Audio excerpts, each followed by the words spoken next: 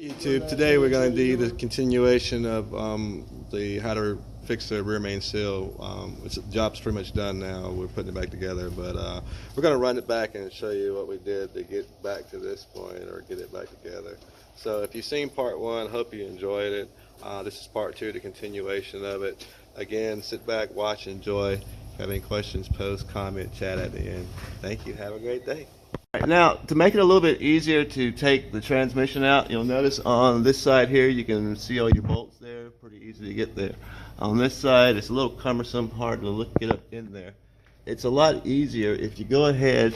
You've already disconnected your exhaust pipe here off of your motor. It's a lot easier if you just go ahead and pop these two bolts here in the back. Here. There's one on the other side. Go ahead and pop that off. That way you can take that whole exhaust pipe off and out of your way. That'll give you more access so that you can get up to the transmission bolts on the side. Because with that there, it's kind of hard to get up in there and hard to see that. So we'll do that and we'll be right back. Alright, so now we have the exhaust pipes removed. See how much easier it is to get to those bolts up there? You can actually stick your hand up there now. Remember before, those exhaust pipes covered all that. And they simply unbolt. You'll have to work them a little bit. Make sure you disconnect all the oxygen sensors off of the exhaust system. There's 4 of them on this particular vehicle, 2 on each side. So make sure you disconnect those. And then once you get that out, like I said, it makes it so much easier. You have the room to get around to the various pieces that you need to get around to, and various screws and stuff. And for the ones at the top, when you come back to the back here, as you can see, you can get up in there a lot easier. You can see it. All right, so we're getting ready to pull the transmission down. We'll mount that up in a jack and ready to pull that down. Oh, don't forget to pull your torque converter bolts. To do that, access to your torque converter bolts, you'll need to remove the starter, simply unbolt it. There's 2 bolts, and that'll give you access to the flywheel. The torque converter bolts are here. You will need to turn the front crank, okay, with a wrench, breaker bar, pulley, there's a tool that they have that, either way. I like to use a breaker bar and a socket, or breaker bar and a wrench, and that'll turn your engine. Therefore, you can get to the bolts here. Take those bolts out, push your torque converter back, and then you'll remove the remaining bolts around the bulkhead of the transmission. So we're going to put our lift up under here to support the transmission, because we don't want it to fall once we remove the remaining bolts. And we'll be right back. Okay, so now we have our transmission removed from the engine. Didn't really need to drop it all the way out of the car because of what we're doing here. But if we did need to drop it out of the car, all we have to do is just, basically lower it down on the jack and disconnect a few wires. This here was stuck here, and I didn't want to go through the hassle of trying to take that apart or possibly damaging this piece. And since we didn't need to take it completely out of the vehicle, we just decided to push it back, pin it up in there so that it won't fall out while we're doing the job of replacing the rear main seal. Your rear main seal is behind this flex plate here. Some people call it a flywheel, but either way, we'll remove that, and then that'll give us access to the rear main seal, and you'll see a little bit closer what we mean as far as the leakage. And you can see the leakage there before I even get the plate off. So we're going to pull that plate off. Okay, also before you pull your flex plate off, sometimes these bolts will be staggered. So to make it easier for reassembly, mark it. That way you'll know where it goes when you put it back on there. That'll make it a whole lot easier for assembly. I guess you might be like, well, how can you tell the 3 marks? I'll put like another mark like right there or something, you know what I mean? That way it can positively tell me where this thing was. Plus this mark here, I remember, will be down. All right.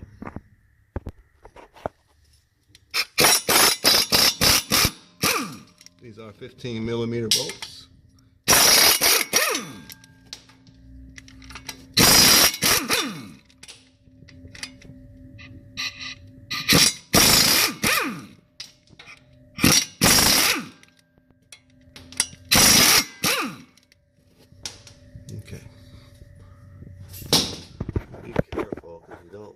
to drop that plate on your head. If you're standing under it, there is some weight to it. And you may have to pry it off. I'm gonna need 2 hands to do this, so I'll take it off and I'll come back. Okay, so now we're down to your rear main seal. You can see it, and you see where the oil is seeping out here, around there. This particular rear main seal, pretty neat. It's a whole plate. Okay, you can buy just the seal and pry that out and pry the new one in, but I think the way they sell it, since they sell it already pressed in, I just went ahead and bought the whole plate, you know, because obviously it leaks around here too, so, or it could leak around there, and I guess I recommend that you, since you're going to go through this much work to do it, you may as well replace it. Okay, so now we got that plate removed from there. Your seal goes around that, and there's also another gasket here, and that's why I was saying it's best to just buy the whole kit, because that kit is going to come with the seal as well as the flange gasket that goes around. Okay, so now YouTube, we have the plate off. That plate contains that seal. Also, notice there's another gasket here. Okay, I have to pry that off a little bit. Yeah, see that? That's why it's good to go ahead and get the whole kit, and that way you can get this gasket as well. If you're going to go through the trouble of doing this work to remove this transmission to get to this, go ahead and get the whole kit. Now that's the old plate that came off with the seal. There's the new plate, the new kit. It's a pretty nice kit actually, because it comes with that seal that goes around the plate, or gasket comes with the plate, and it also has the seal already pressed in, as well as it has new bolts to put into the plate cover. You could probably use the old bolts, but if they give you new bolts, go ahead and use the old bolt. Go ahead and use the new bolts. The old bolts might be old, worn, and metal fatigued. All right, we're going to clean this up, and then we'll put it back together. Putting it together is basically the reverse of taking it apart. It usually doesn't take as long to put it together as it does taking it apart. I would advise that when you do put it together, anything that you see that, you know, gaskets or rusty screws, bent screws, broke screws, I would recommend that you go ahead and replace those before you try to put it together. Clean your bolts out real good. If you have oil and stuff in the threads, just makes things go together a lot easier when stuff is clean. So again, we'll take a little bit of emery cloth real fine and clean that, polish that up, polish this around here, because that's where your seal surface is. Also, when you're installing this seal, I'm going to take a light piece of oil and, you know, rub on the inside of the lip of that seal, and you'll put it on slowly. I've got to look up the torque specifications for the bolts. They're probably going to require torquing.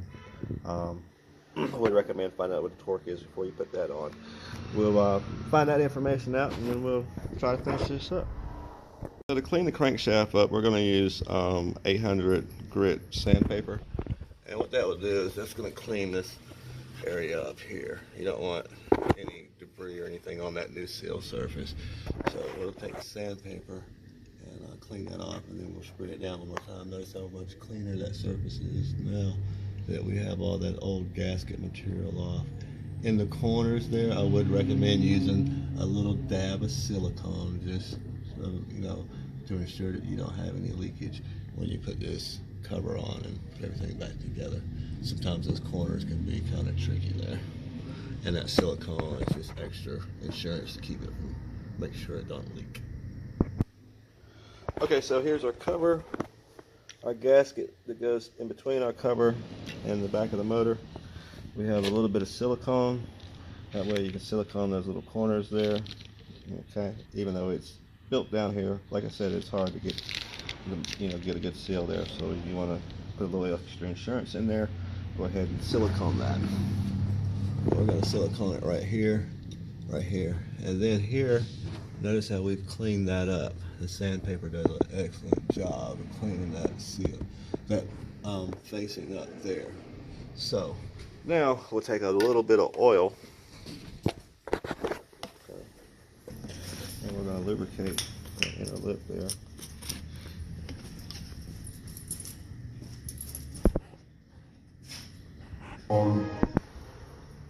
So we'll lubricate the inner lip of the seal.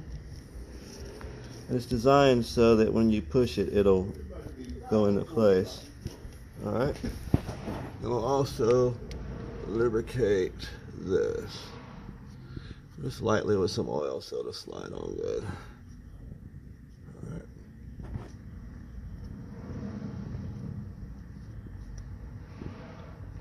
Those are nice and smooth. Then we'll take our silicone.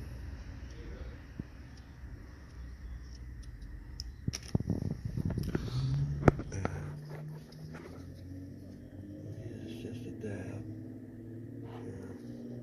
in the corners.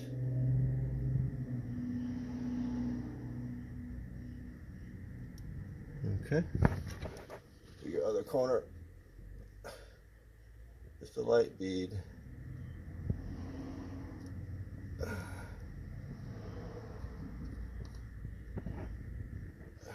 See that? Right up there. Yeah. Okay, so now we're ready to install our cover. Now, so that I get this thing done right, I'm going to install the cover and then I'll come back and do the other.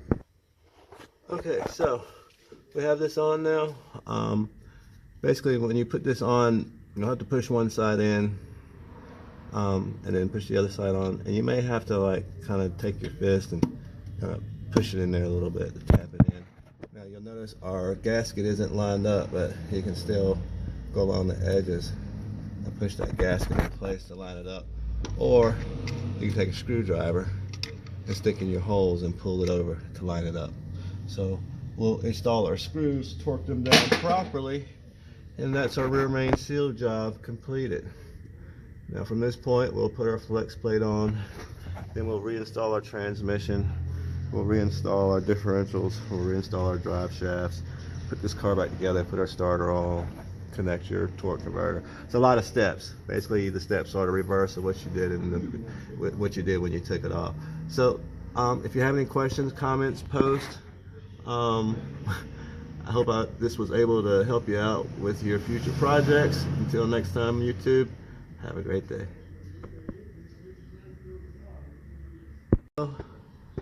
I ran into a slight little issue that I noticed, and I was going to use the original bolts just because they were the original bolts that came out of the vehicle. But I noticed that it wouldn't tighten up all the way snug and firm, and I was like, wait a minute, what the heck's going on? So, but the new kit, the new cover came with some bolts. So I looked at the two bolts. The bolts are shorter on the new kit. So I'm guessing that this plate diameter is a little bit thinner than what the original factory one was, or the recesses here are recessed lower. This is an aftermarket part. As you can see there, sometimes, you know, the manufacturer will not release the exact, you know, specifications for parts on vehicles, but, you know, so that they don't get in trouble for copying it, they'll make a little bit of change, and that's what I think has happened here, and that's why we have the new bolts. So you will need to use the new bolts if your kit comes with new bolts. All of them are here, so except for the two bottom long ones, those two will have to be reused, but as you can see, the holes are there for it.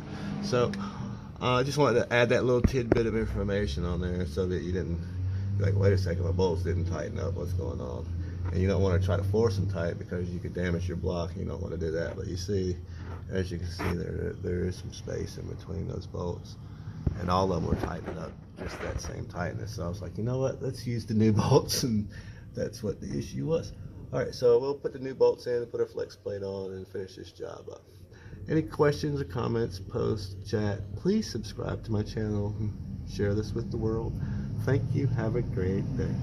Okay, I just wanted to explain a little reason why the difference on the bolts. You'll notice the original plate is actually thicker than the new plate.